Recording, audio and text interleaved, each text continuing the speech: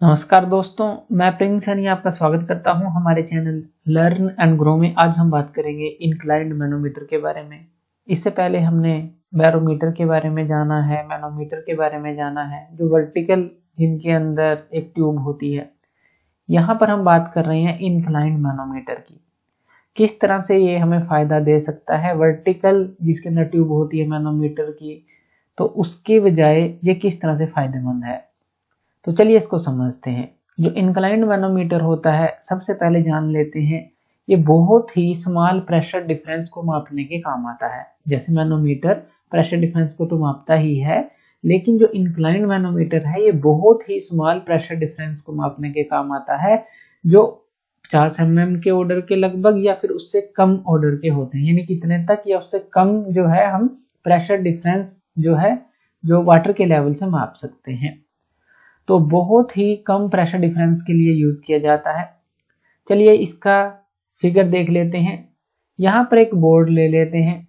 इसके ऊपर जो है हमारे पास एक लिक्विड रिजर्वायर होता है।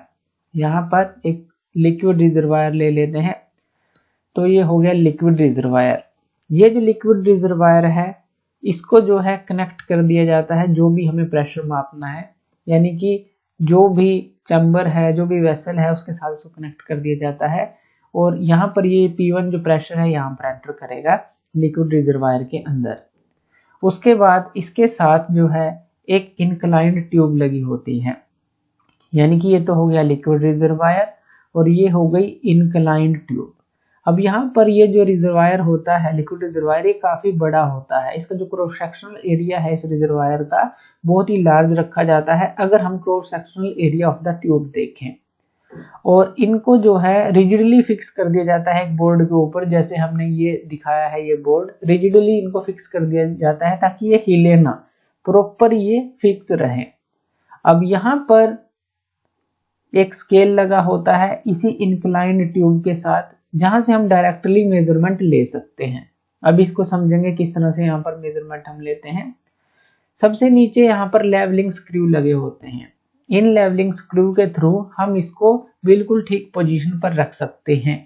और इसकी हॉरिजॉन्टल पोजीशन को देखने के लिए यहाँ पर स्पिरिट लेवल भी लगा होता है ताकि बिल्कुल सीधा रहे। और यहाँ पर ये जो एंगल है, ये एंगल जो हमें मापना है, इसको हम माप सकें। मान लेते हैं ये एंगल अल्फा मान लेते हैं, थीटा मान लीजिए, अल्फा मान लीजिए, कुछ मान लीजिए। तो ये जो है इंक्लिनेशन का एंगल अल्फा है, ये जो इंक्लाइंड ट्यूब है इसका। अब यहाँ पर होगा क्या, जैसे प्रेशर P1 है, ये कनेक्ट कर दिया है हमने जहां पर भी प्रेशर मापना है। और यहाँ पर ये जो होगा, यहाँ पर प्रेशर P2 है, एटमॉस्फेरिक प्रेशर होगा। तो यानी कि P1 माइनस P2, अगर ये ज्यादा है प्रेशर तो P1 माइनस P2 ये प्रेशर डिफरेंस हो जाएगा। अब यहाँ पर होगा क्या, जैसे ही यहाँ पर प्रेशर आएगा, प्रेशर यहाँ पर लिक्विड रिजर्वायर पर पड़ेगा, ये जो लिक्विड है, तो इसको फोर्स करेगा।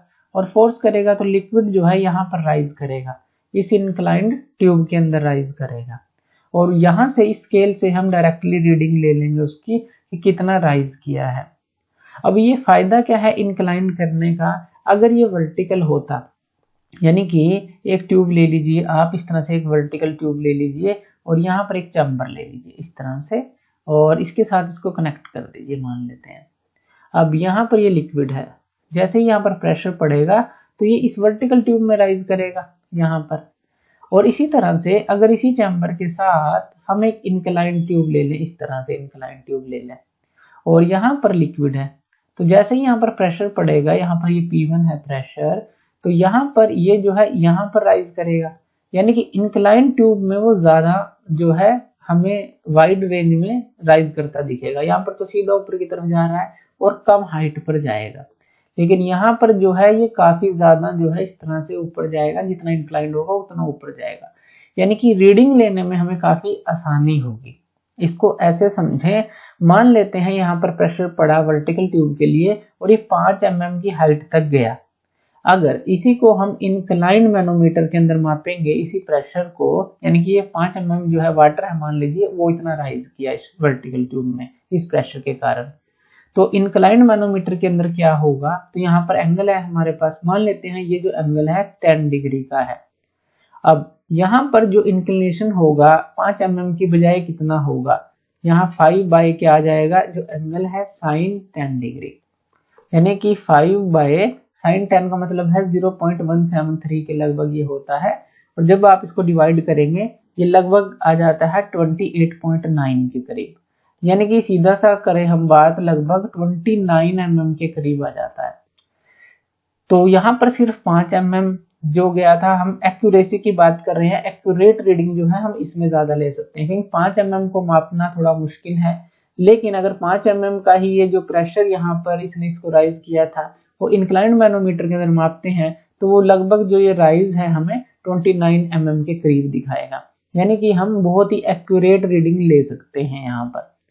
अब यहाँ पर ये जो स्केल होता है, वैसे तो डायरेक्टली ही इसको इस तरह से कन्वर्जन करके यहाँ पर लगाया जाता है कि डायरेक्टली ही आप रीडिंग ले सकते हैं कि कितनी, जैसे ये तो हमने निकाली, यहाँ पर डायरेक्टली कन्वर्जन करके स्केल को लगाया जाता है कि जितना भी रीडिंग आएगी वो आप डायरेक्टली माप सकते हैं। तो एक्यूरेसी देखें तो इंक्लाइंड मैनोमीटर के अंदर ज्यादा होती है अगर स्मॉल प्रेशर डिफरेंसेस की हम बात करते हैं। अब यहाँ पर जो मैनोमीटर है इसके अंदर हमने यूज किया है वाटर का। कई बार क्या करते हैं हम यहाँ पर 2 लिक्विड भी यूज कर लेते हैं जिनकी डेंसिटी अलग अलग होती है, फिर हम डेंसिटी ρ1 या फिर ρ2 अलग अलग लेते हैं उसके लिए। तो ये एक सिंपल सा बेसिक प्रिंसिपल हमने समझा कि ये काम कैसे करता है जो इंक्लाइंड मैनोमीटर होता है। तो थैंक यू वीडियो देखने के लिए, और इसी तरह की वीडियोस के लिए आप हमारे चैनल लर्न एंड ग्रो पे हमें सब्सक्राइब कर सकते हैं। धन्यवाद।